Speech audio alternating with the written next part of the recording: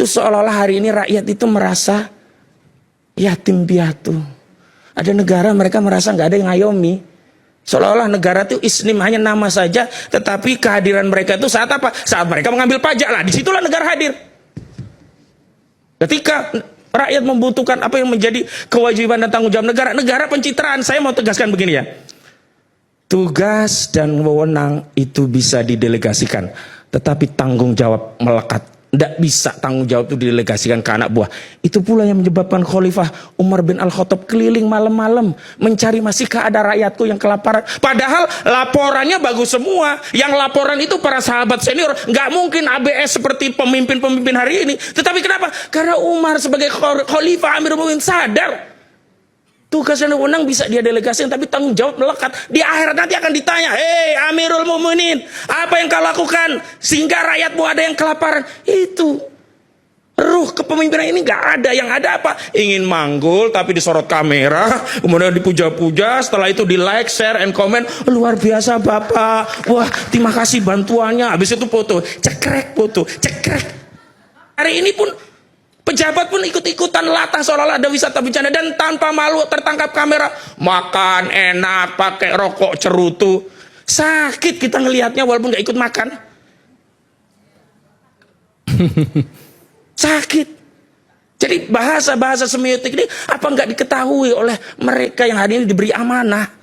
Atau sejatinya mereka sudah merasa bahwa tanggung jawab itu selesai ketika mereka membeli suara rakyat saat pemilu, sehingga transaksi itu selesai, sekarang terserah kami kekuasaan melakukan apapun, toh kalian sudah kami beli suaranya. Jadi tidak ada hubungan timbal balik bahwa kekuasaan itu sampai pada akhirat yang ujungnya surga atau neraka.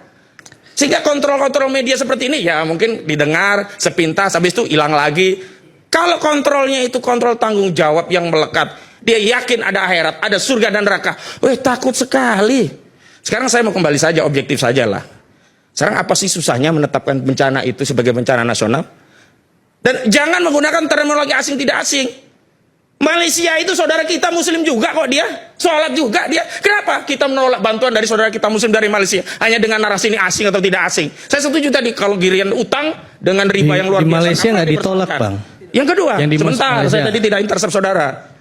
Gak tahu, boleh sedikit soal itu. Jadi kita ini hari ini justru ada dua masalah sekaligus. Bencana ekologi itu masalah kita sendiri. Bencana kepemimpinan yang tidak gesit, tidak amanah, tidak maksimal, yang kemudian tadi di depan kita itu kan tanpa malu sebut Golkar, sebut Gerindra. Kalau sudah jadi pemimpin ya satu kesatuan, nggak ada partai ini partai itu. Rakyat juga mempercayakan semua kepada kepemimpinan, nggak peduli itu Golkar, itu Gerindra, pokoknya pemimpin kami. Jadi memang ada masalah. Dan tadi kalau dikatakan pembantu tidak bisa memilih, ya sudah, siapa yang memilih pembantu dipecat? Dia kan punya wewenang.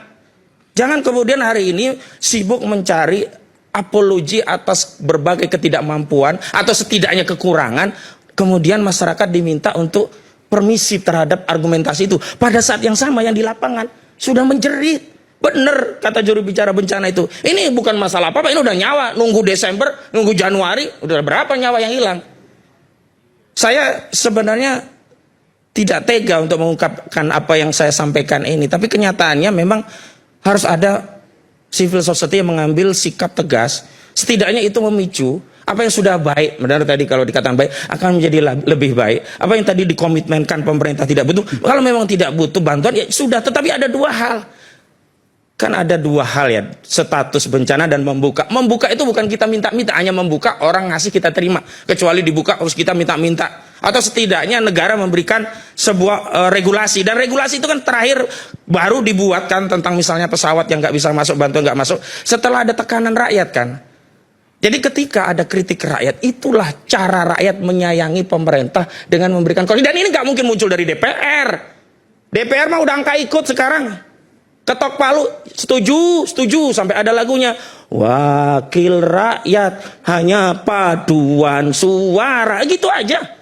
Jadi saya kira ketika ada momentum dari rakyat muncul kritik-kritik yang sifatnya konstruktif, tentu dengan cara yang macam-macam. Mungkin seperti saya ini, emang cara saya seperti ini, tapi ambil substansinya saya. Dan inilah cara saya menyayangi pemerintah agar tidak terjerumus makin jauh dan membuat rakyat menjadi korban makin banyak. Begitu. Oke.